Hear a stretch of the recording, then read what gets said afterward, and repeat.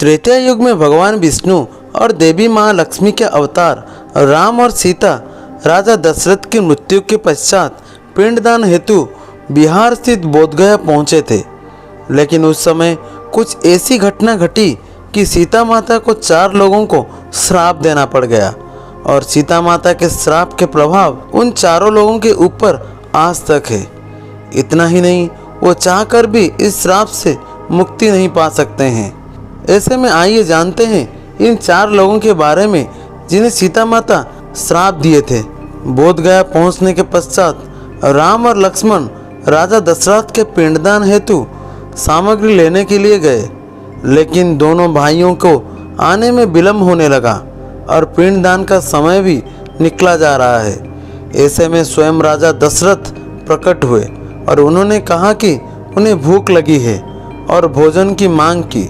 लेकिन सीता ने कहा कि उन्हें अपने दोनों पुत्रों के आने की प्रतीक्षा करनी पड़ेगी ताकि वो उन्हें काली तिल और चावल भोजन स्वरूप दे।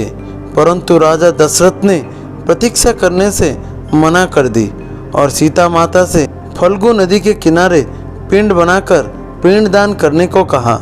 ऐसे में सीता माता ने इस परिस्थिति में राम और लक्ष्मण के आने से पहले ही विधि विधान पूर्वक राजा दशरथ का पिंडदान कर दिया। ऐसे में पिंडदान करते समय माता सीता को साक्ष्य के रूप में 5 लोगों, बट का वृक्ष, गाय, तुलसी का पेड़, ब्राह्मण और फल्गु नदी ने देखा था।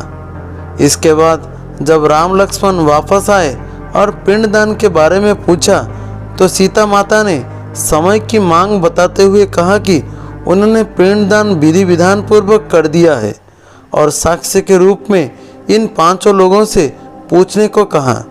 लेकिन सिर्फ बट वृक्ष के अलावा सभी ने झूठ बोला और कहा कि सीता माता ने पिंडदान नहीं किया है। ऐसे में खुद राजा दशरथ की आत्मा ने पिंडदान की सच्चाई बताई और कहा कि सीता ने पूरी विधि विधान पूर्वक उनका पिंडदान कर दिया है और फिर सीता का सत्यता साबित हो सकी।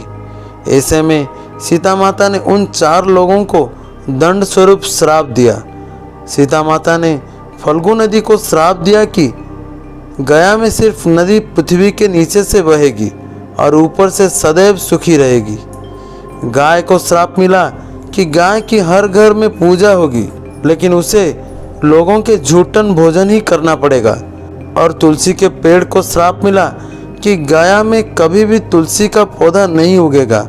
और अंत में ब्राह्मण को श्राप मिला कि वो गया के ब्राह्मण कभी भी संतुष्ट नहीं रहेंगे।